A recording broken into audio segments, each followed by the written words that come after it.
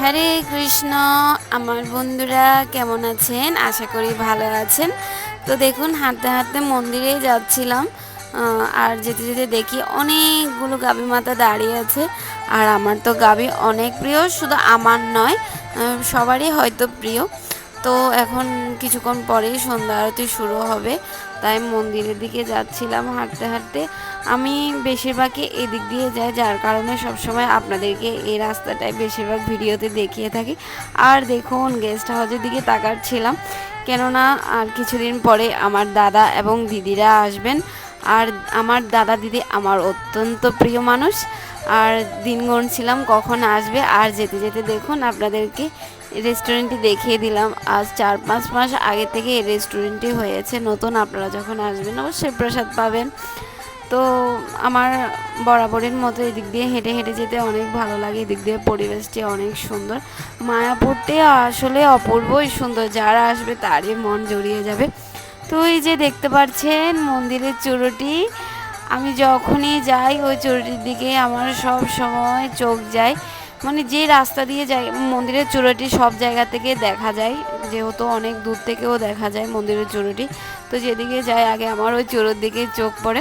তো এখন সন্ধ্যা হয়ে গিয়েছে, আমার একটু দেরি হয়ে গিয়েছে হাঁটতে হাঁটতে।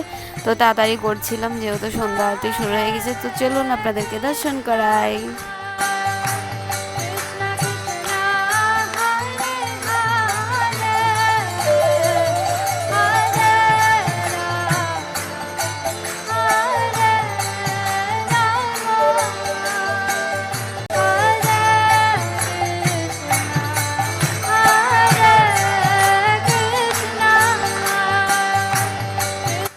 দেখুন, হাঁটতে হাঁটতে চলে আসলাম মন্দিরের দিকে।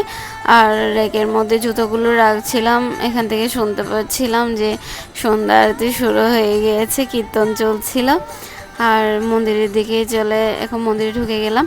আর দেখুন, এখান থেকে দূর থেকে পঞ্চায়েত ভগবানকে দর্শন করতে পারছি। আর এখন তো সলিল বিহার চলছে, আমি একদিনও সলিল বিহারে আসিনি। নৌকো বিহারের শেষ দিন থেকেই সলিল বিহার শুরু হয়েছে, যেহেতু আমি বেশিরভাগই দর্শনার্থীতে আসি, যার কারণে বিকেলের টাইমে তেমনটা আসা হয় না। আর সলিল বিহারের মাহাত্ম্যটা তেমন আমার জানা নেই, আপনাদের যদি জানা থাকে অবশ্যই আমাকে কমেন্ট করে জানাবেন। আর দেখুন, এখন তো সন্ধ্যা আরতি শুরু হয়ে যায়।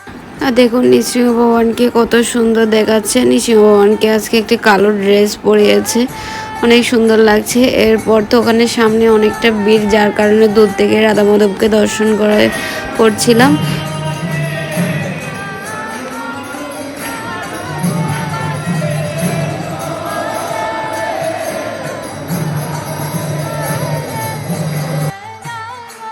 আরতি শেষ হয়ে গেল, এখন চলে এসেছি ভগবানের চরণে পুষ্প দিব, যেহেতু সলিল বিহার আপনাদেরকে বলেছি।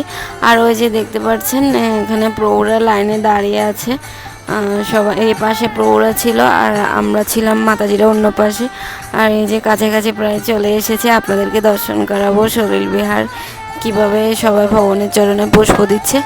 আর দেখুন, আমার তো দেওয়া শেষ, আমি আপনাদেরকে দর্শন করার জন্য এ পাশে চলে এসেছি। আর রাধা মাধবকে দেখছি, আর রাধা মাধবের বিগ্রহগুলো অনেক ছোট ছোট, একদম আদর লাগছে। আর দেখুন, এখান থেকে রাধা মাধবকে দেখা যাচ্ছে। তো আজকের ভিডিওটি এতটুকু। হরে কৃষ্ণা।